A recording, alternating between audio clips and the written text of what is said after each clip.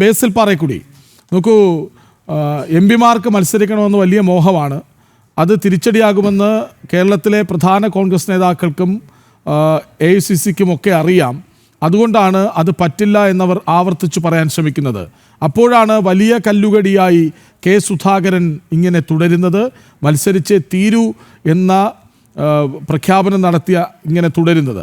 ഇന്നും അനുനയ നീക്കം നടക്കുന്നുണ്ട്, പക്ഷേ വിട്ടുകൊടുക്കുന്നില്ല. 1 മണിക്കൂർ ഒരുമിച്ചിരുന്നാൽ തീരുന്ന പ്രശ്നമേ ഉള്ളൂ എന്ന് VD സതീശൻ പറയുന്നുണ്ട്. പക്ഷേ അത്ര എളുപ്പമാണോ UDFിൽ സ്ഥാനാർത്ഥികളെ പ്രഖ്യാപിക്കൽ, പ്രത്യേകിച്ച് കോൺഗ്രസിന്?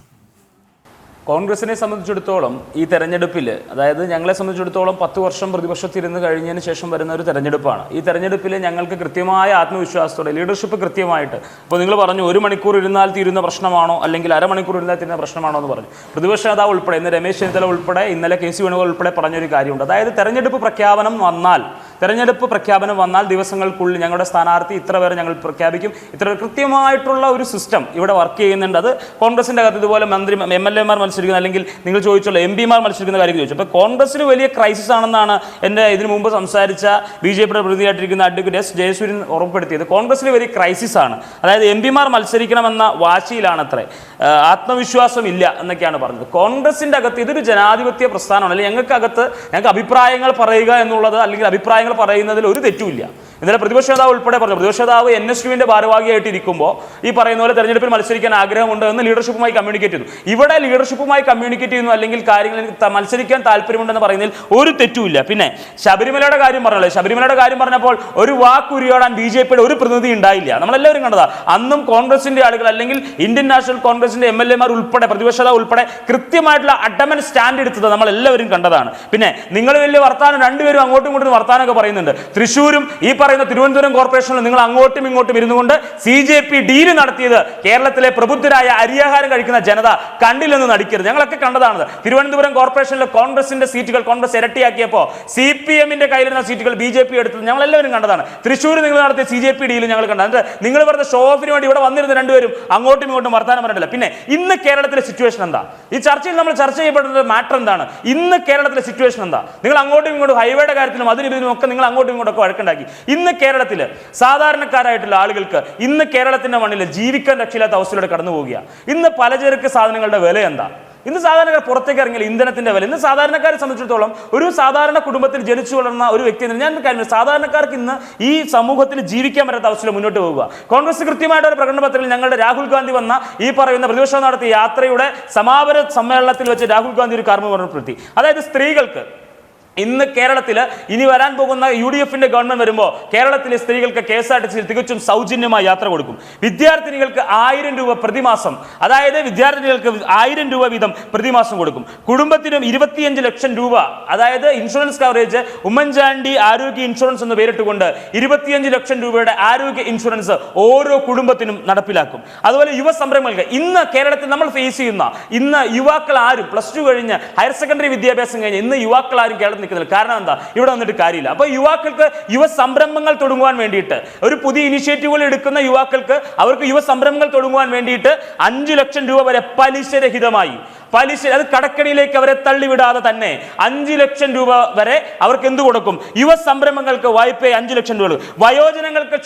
വയോജനങ്ങളുടെ ക്ഷേമം ഉറപ്പിക്കുന്നതിനും അവരുടെ സംരക്ഷണം ഒരുക്കുന്നതിനും അതിനു വേണ്ടിയിട്ട് പ്രത്യേകമായിട്ട്, അത് ഉറപ്പാക്കുന്നതിന് വേണ്ടി പ്രത്യേകമായിട്ടൊരു വകുപ്പ് രൂപീകരിക്കും. അപ്പോൾ ഇങ്ങനെ കൃത്യമായിട്ട് UDFിന്, അല്ലെങ്കിൽ ഇന്ത്യൻ നാഷണൽ കോൺഗ്രസിന്, ഐക്യജനാധിപത്യ മുന്നണി ഈ തെരഞ്ഞെടുപ്പിനെ, ഞങ്ങളെല്ലാവരും ഈ തെരഞ്ഞെടുപ്പിനെ, ഈ പറയുന്ന സിസ്റ്റം ഫുൾ വർക്ക് ചെയ്ത് ഞങ്ങളെല്ലാവരും ഈ തെരഞ്ഞെടുപ്പിന് സജ്ജമാണ്. ഈ തെരഞ്ഞെടുപ്പ് പ്രഖ്യാപിക്കുന്നതിന് ഉടനെ തന്നെ, ഇന്നലെ പ്രതിപക്ഷ നേതാവ് ഉൾപ്പെടെ പറഞ്ഞതുപോലെ, ഈ തെരഞ്ഞെടുപ്പ് പ്രഖ്യാപിക്കുമ്പോൾ തന്നെ ഞങ്ങളുടെ സ്ഥാനാർത്ഥി നിർണ്ണയം ഏകദേശം, ഞങ്ങൾക്ക് നിങ്ങൾ ഈ പറയുന്ന പോലെ CPMനെ കുറച്ച് ആൾക്കാരെ അവിടെ ഇവിടെയൊക്കെ പ്ലേസ് ചെയ്യുന്ന പോലെ ഞങ്ങൾ കൃത്യമായിട്ടൊരു സിസ്റ്റം വർക്ക് ചെയ്ത് ഇവിടുന്ന് KPCCയുടെ ലിസ്റ്റുമായിട്ട് KPCC AICCയിൽ മീറ്റിംഗ് കൂടി, AICCയിൽ കൃത്യമായിട്ട് ഹൈക്കമാൻഡ് ഓരോ സർവേകളുടെയും അടിസ്ഥാനത്തിൽ കൃത്യമായ സ്ഥാനാർത്ഥി നിർണ്ണയം അപ്ഡേറ്റ് ആയിട്ട് കൃത്യമായ ഞങ്ങളുടെ സ്ഥാനാർത്ഥി നിർണ്ണയത്തെ ഓർത്ത് നിങ്ങൾ ആരും വയറൂരി പിടിക്കേണ്ടതേ. ബിജെപിയുടെ പ്രതിനിധി CPM-ന്റെ പ്രതിനിധിയുടെ പ്രശ്നം എന്താ? ഞങ്ങളുടെ സ്ഥാനാർത്ഥി ആരായിരിക്കണം? ഞങ്ങളുടെ സ്ഥാനാർത്ഥി നോക്കി നിങ്ങൾ പൊളിറ്റിക്കലായി ഞങ്ങൾ നേരിടുന്നുവെങ്കിൽ നിങ്ങളുടെ പൊളിറ്റിക്കൽ ആശയം വെച്ച് നിങ്ങൾക്കുള്ള പൊളിറ്റിക്കൽ ക്ലെയിം വെച്ച് നിങ്ങൾ ഞങ്ങളെ നേരിടാൻ നോക്കുക. ഞങ്ങളുടെ സ്ഥാനാർത്ഥി നിർണ്ണയം നടത്താൻ ഞങ്ങൾക്ക് AICC-യും ഞങ്ങൾക്ക് KPCC-യും ഞങ്ങൾക്ക് DCC-യും ഞങ്ങൾക്ക് ബ്ലോക്ക് കമ്മിറ്റിയും ഞങ്ങൾക്ക് മണ്ഡലം കോൺഗ്രസ് കമ്മിറ്റിയും ഉണ്ട്.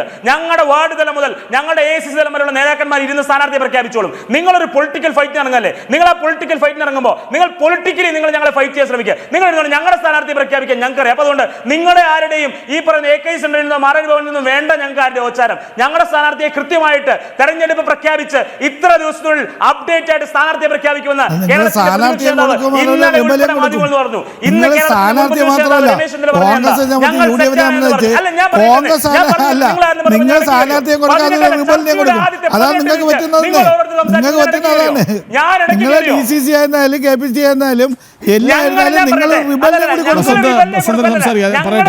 നിർണയത്തെ പറ്റി നിങ്ങളുടെ ആരുടെ ഓച്ചാരം ഞങ്ങൾക്ക് വേണ്ടെന്നേ.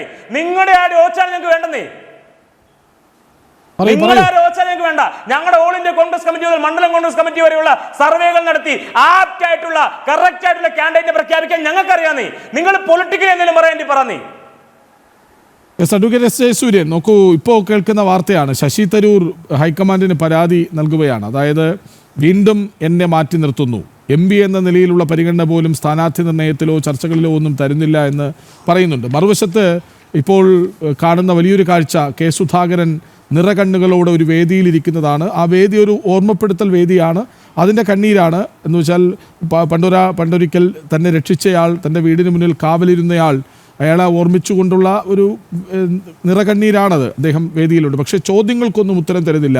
മത്സരിക്കുമോ, സ്ഥാനാർത്ഥിയാകുമോ, ഡൽഹിക്ക് പോകുമോ എന്ന ചോദ്യങ്ങൾക്കൊന്നും ഇന്നലെ വരെ മറുപടി പറഞ്ഞ K. സുധാകരൻ ഇന്ന് മറുപടി പറയുന്നില്ല. നോക്കൂ, ആ കണ്ണുനീർ. കഴിഞ്ഞ ദിവസം ഒരു വൈകാരികമായ കുറിപ്പ് നമ്മൾ കണ്ടു ഫേസ്ബുക്കിൽ. കണ്ണൂർ എന്താണ് K. സുധാകരൻ എന്ന് പറയാൻ ശ്രമിക്കുകയായിരുന്നു അദ്ദേഹം. ഇന്നിപ്പോൾ ഈ കരയുന്നത് മനസ്സ് വിങ്ങിപ്പൊട്ടി നിൽപ്പാണ് എന്നതിൻ്റെ തെളിവോ? വടക്കേറ്റത്ത് സുധാകരനും തെക്കേറ്റത്ത് ശശി തരൂരും ഉയർത്തിയിരിക്കുന്ന കലാപം കോൺഗ്രസിലെ ചെറുതായ സംഭവമൊന്നുമല്ല. അതുപോലെ തന്നെ കോൺഗ്രസിന്റെ പ്രകടന പത്രിക എന്ന് പറയുന്നത് എവിടെയൊക്കെ പരിപാടി അവതരിപ്പിച്ചു അവിടെയൊക്കെ പൊളിഞ്ഞ പ്രകടന പത്രികയാണ്. ബീഹാറിലുമൊക്കെ എത്രമാത്രം വലിയ പ്രകടന പത്രികയാണ് അവതരിപ്പിച്ചത്, എത്രമാത്രം വലിയ ഘോഷയാത്രകളാണ് നടത്തിയത്. അവസാന റിസൾട്ട് വന്നപ്പോൾ എന്തായിരുന്നു അവസ്ഥ? ഇപ്പോൾ കർണാടകത്തിൽ പെട്ടിരിക്കുകയാണ്. കർണാടകത്തിൽ വാരിക്കോരി കുറെ വാഗ്ദാനങ്ങൾ കൊടുത്തു. പക്ഷേ അധികാരത്തിൽ വന്നപ്പോൾ അതൊന്നും പാലിക്കാൻ സാധിക്കുന്നില്ല. ജനങ്ങൾ ഇപ്പോൾ ആ കാര്യങ്ങളൊക്കെ ചോദ്യം ചെയ്യുകയാണ്. കോൺഗ്രസിനെ സംബന്ധിച്ചിടത്തോളം കോൺഗ്രസിന് എന്തും പറയാം. കോൺഗ്രസ് പറയുന്നതിന് ജനങ്ങൾ വില വെക്കുന്നുണ്ടോ, ജനങ്ങൾ മുഖവിലേക്ക് എടുക്കുന്നുണ്ടോ എന്നുള്ളതാണ് റിസൾട്ട് വരുമ്പോൾ നമ്മൾ കാണുന്ന കാഴ്ച. ഇപ്പോൾ ആകെപ്പാടെ കോൺഗ്രസ് പാർട്ടിയെ സംബന്ധിച്ചിടത്തോളം, UDF-നെ സംബന്ധിച്ചിടത്തോളം അവർക്ക് ഏക പ്രതീക്ഷ BJP വളരെ ശക്തമായിട്ട് ഈ ശബരിമല വിഷയത്തിൽ ഇടപെടുകയാണെങ്കിൽ അതിന്റെ പേരിൽ കുറെ വോട്ട് കിട്ടി ഞങ്ങൾക്ക് അധികാരത്തിൽ വരാമല്ലോ. പണ്ടങ്ങനെ ഒരു സാഹചര്യം ഉണ്ടായി. ഏതായാലും ഇന്ന് കേരളത്തിന്റെ രാഷ്ട്രീയ സാഹചര്യം മാറിയിട്ടുണ്ട്. കേരളത്തിലെ ജനങ്ങളെ കാര്യങ്ങൾ മനസ്സിലാക്കിയിട്ടുണ്ട്. വീണ്ടും ഒരു അബദ്ധം കൂടെ ചെയ്യാൻ കേരളത്തിലെ ജനങ്ങൾ തയ്യാറാകും എന്ന് ആരും മോഹിക്കേണ്ട കാര്യമില്ല. കേരളത്തിൽ വരാൻ പോകുന്ന തെരഞ്ഞെടുപ്പ് UDF-ന്റെയും LDF-ന്റെയും അന്ത്യം കുറിക്കുന്ന തെരഞ്ഞെടുപ്പായിരിക്കും.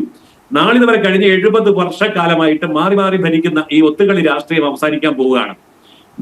ശരിയാണ്, കോൺഗ്രസിന്റെ ദേശീയ നേതൃത്വത്തിന് പാർലമെന്റിൽ കടന്നു ചെല്ലണമെങ്കിൽ ഇപ്പൊ കേരളത്തിന്റെ ആവശ്യമുണ്ട് എന്നുള്ളത് ശരിയാണ്. കേരളം പോലെ സുരക്ഷിതമായ ഒരു സ്ഥലമില്ല എന്നുള്ളതും ശരിയാണ്. എന്തുകൊണ്ടെന്നാൽ ഇസ്ലാമിക തീവ്രവാദ ശക്തികളെ മുഴുവൻ തന്റെ കൂടെ കൂട്ടുപിടിച്ചുകൊണ്ട് അവരുടെ തോളിൽ കയറി നിന്നുകൊണ്ടാണല്ലോ കോൺഗ്രസ് ഇപ്പോൾ വലിയ മതേതരത്വം പ്രസംഗിക്കുന്നത്, അവർ ദേശീയ പാർട്ടിയായിട്ട് അഭിനയിക്കുന്നത്. പക്ഷേ ആ ദേശീയ പാർട്ടിയുടെ ഗതികേടാണ് കൃത്യമായിട്ടും കോൺഗ്രസ് MP-മാരുടെ വാക്കുകളിലൂടെ പുറത്തു വരുന്നത്. ദേശീയമായിട്ടുള്ള ഏതെങ്കിലും ഒരു പ്രതീക്ഷ അവർക്കുണ്ടായിരുന്നെങ്കിൽ MP സ്ഥാനം വേണ്ട, ഞങ്ങൾക്ക് MLA ആയാൽ മതി, മന്ത്രി ആയാൽ മതി എന്നൊരു അവസ്ഥയിലേക്ക് അവർ വരുമായിരുന്നില്ലല്ലോ. ഇതാണ് ഇന്ന് UDF നേരിടുന്ന ഏറ്റവും വലിയ പ്രശ്നം. ഇടതുപക്ഷത്തെ സംബന്ധിച്ചോ, അവരെ സംബന്ധിച്ചിടത്തോളം അവസാനത്തെ ഒരു കനൽ തരിയാണ് ഇല്ലാതാകാൻ പോകുന്നത്. ഇന്നിപ്പോ നമ്മൾ ഈ ചർച്ച നടത്തിക്കൊണ്ടിരിക്കുമ്പോൾ ക്യൂബയിലെ കമ്മ്യൂണിസ്റ്റ് പാർട്ടി നേതാക്കന്മാർ കമ്മ്യൂണിസ്റ്റ് പാർട്ടി ഓഫീസുകൾ കത്തിക്കുകയാണ്. കാരണം ക്യൂബ കമ്മ്യൂണിസ്റ്റ് സ്വർഗ്ഗമായിരുന്നല്ലോ. ഇന്നത്തെ അവിടുത്തെ അവസ്ഥ എന്താണെന്ന് നമ്മൾ കാണുകയാണ്. അത് തന്നെ ഇപ്പോൾ കേരളത്തിൽ സംഭവിക്കും. അപ്പോൾ ഇടതുപക്ഷവും വലതുപക്ഷവും ഉരുകി ഒന്നായി ചേർന്ന ഒറ്റപക്ഷമായി ഞങ്ങൾ LDF-ഉം UDF-ഉം അല്ല, ഇന്ത്യയും മുന്നണി തന്നെയാണ് എന്ന് ജനങ്ങളുടെ മുമ്പിൽ സമ്മതിക്കേണ്ടി വരുന്ന ഒരു സാമൂഹ്യ രാഷ്ട്രീയ സാഹചര്യമാണ് ഇന്നിവിടെ നിലവിലുള്ളത്.